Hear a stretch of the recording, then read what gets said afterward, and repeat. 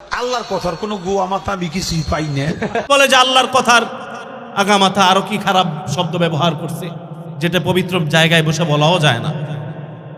এই জন্য আউল ফাউল বাউল যারা আছে, আমরা কোরআন ওয়াজ শোনার জন্য তাদের কাছে যাব না। তারা দেখি অনেক সময় বাউল গান গাইতে গাইতে টুনটুনাটুন বাড়ি দেয়, আর একটা একটা করে ওয়াজের মতো কথা কয়, আছে না নাই?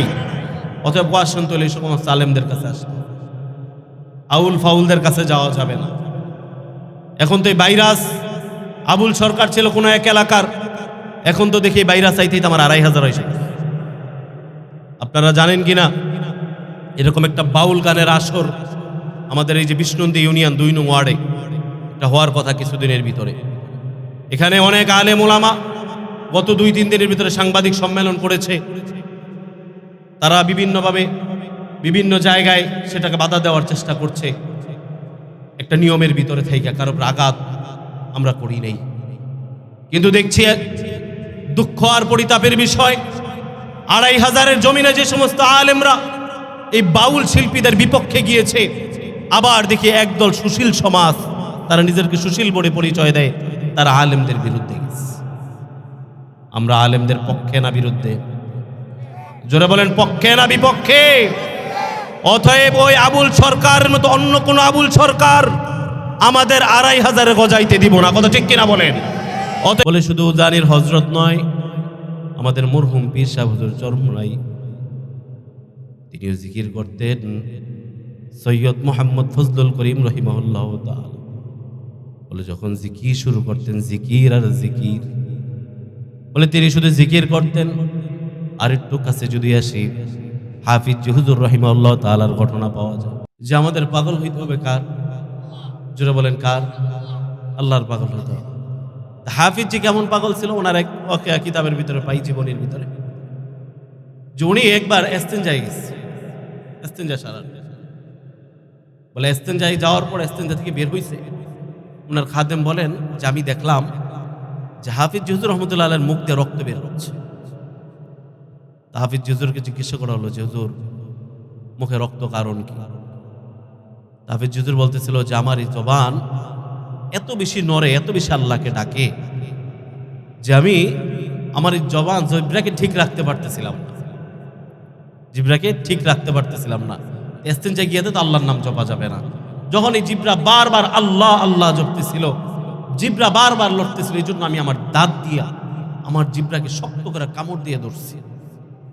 এই জন্য এত জোরে কামড় দিয়েছে যে জিহ্বা কাইটা রক্ত বের হয়ে গেছে। সুবহানাল্লাহ বলেন, যে তারা কি পরিমাণ আল্লাহর পাগল ছিল আর আমাদের কি অবস্থা। এর জন্য আমরা সর্বহালতে সর্ব অবস্থাতে আল্লাহ তাআলার কাছে সমস্ত কিছু চাইব, আল্লাহকে ডাকবো। রাজি আছি না নাই? জোরে বলেন রাজি আছি না নাই? আর বিশেষ করে বাংলাদেশে যে ফিতনা শুরু হয়েছে, আমরা তো এখন কাদের কাছ থেকে হাদিস শুনবো, কোরআন শুনবো, সেটাও ঠিক করতে পারি না। এই যে আমার ওস্তাদ এখানে আসছেন, ওনাদের মতো ব্যক্তিদের কাছ থেকে কোরআন হাদিস শুনতে হয়।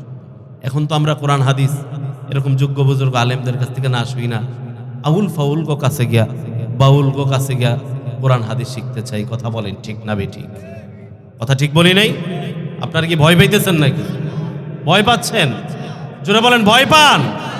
কোরআন শিখতে হলে এরকম আলেমদের কাছে আসতে হবে, যারা কোরআনের অর্থ জানে, যারা কোরআনের ব্যাখ্যা করতে জানে, তাদের কাছে আসতে হয়। যারা কোরআনের অর্থ জানে না, ব্যাখ্যা করতে জানে না, এক পাগল দেখলাম বলতেছে নাচ মানে বেলে নাচা নাচ, নাউজুবিল্লাহ বলেন। নাচ শব্দের অর্থ কি সেটাও সে জানে না। আর এক পাগল বলে যে আল্লাহর কথার আগামাথা আরো কি খারাপ শব্দ ব্যবহার করছে, যেটা পবিত্র জায়গায় বসে বলাও যায় না। এই জন্য আউল ফাউল বাউল যারা আছে, আমরা কোরআন ওয়াজ শোনার জন্য তাদের কাছে যাব না। তারা দেখি অনেক সময় বাউল গান গাইতে গাইতে টুনটুনাটুন বাড়ি দেয়, আর একটা একটা করে ওয়াজের মতো কথা কয়, আছে না নাই? অতএব ওয়াজ শুনতে হলে এই সমস্ত আলেমদের কাছে আসতে হবে, আউল ফাউলদের কাছে যাওয়া যাবে না। এখন তো এই ভাইরাস, আবুল সরকার ছিল কোনো এক এলাকার, এখন তো দেখি ভাইরাস আইতেই তো আমার ২৫০০ হয়েছে। আপনারা জানেন কিনা এরকম একটা বাউল গানের আসর আমাদের এই যে বিষ্ণুন্দী ইউনিয়ন ২ নং ওয়ার্ডে এটা হওয়ার কথা কিছুদিনের ভিতরে। এখানে অনেক আলেম ওলামা গত ২-৩ দিনের ভিতরে সাংবাদিক সম্মেলন করেছে। তারা বিভিন্নভাবে বিভিন্ন জায়গায় সেটাকে বাধা দেওয়ার চেষ্টা করছে। একটা নিয়মের ভিতরে থেকে কারো আঘাত আমরা করি নেই, কিন্তু দেখছি দুঃখ আর পরিতাপের বিষয় 2500-এর জমিনে যে সমস্ত আলেমরা এই বাউল শিল্পীদের বিপক্ষে গিয়েছে, আবার দেখি একদল সুশীল সমাজ, তারা নিজেদেরকে সুশীল বলে পরিচয় দেয়, তারা আলেমদের বিরুদ্ধে গেছে। আমরা আলেমদের পক্ষে না বিরুদ্ধে? জোরে বলেন, পক্ষে না বিপক্ষে? অতএব ওই আবুল সরকারের মতো অন্য কোন আবুল সরকার আমাদের 2500 গজাইতে দিব না, কথা ঠিক কিনা বলেন? অতএব এখানে অনেক নেতৃস্থানীয় ব্যক্তিরা আছেন, দলীয় যাদেরকে আমরা শ্রদ্ধা করি, আল্লাহ চাহে তো তারা আগামীর ক্ষমতায় আসতে পারেন, দেশকে যারা নেতৃত্ব দিবেন। আমার ইচ্ছা ছিল আজকে এখানে আজাদ ভাই আসবে, দুটা কথা তাকে বলবো, রাস্তায় আসতে দেরি, এর জন্য ভাইজানেরা আছেন, এখানে অনেকে দাঁড়ায় রয়েছেন। আপনাদের কাছে কর জোর আহ্বান করি যে 2500 আলেমদের ভূমি, আলেমরা আপনাদের কাছে অনেক আশা করে, আলেমরা আপনাদের পক্ষে, আপনারা আলেমদের পক্ষে থাকবেন না ইনশাআল্লাহ? আমার ভাইয়েরা যারা আছেন, আপনাদের প্রতি আমার অনুরোধ যে 2500-এর ভিতরে যে বাউল গানের একটা মজমা বসার কথা, এটাকে আপনারা বন্ধ করেন। আপনাদের কাছে আবদার জানাইলাম, আপনারা এটাকে বন্ধ করেন, কারণ এখানে নেশা দ্রব্য থেকে শুরু করে বিভিন্ন নারী কেলেঙ্কারি সহ অনেক কাজ এখানে হয়। আমি আপনাদের কাছে অনুরোধ করে আমি আমার সংক্ষিপ্ত আলোচনা এখানে শেষ করছি।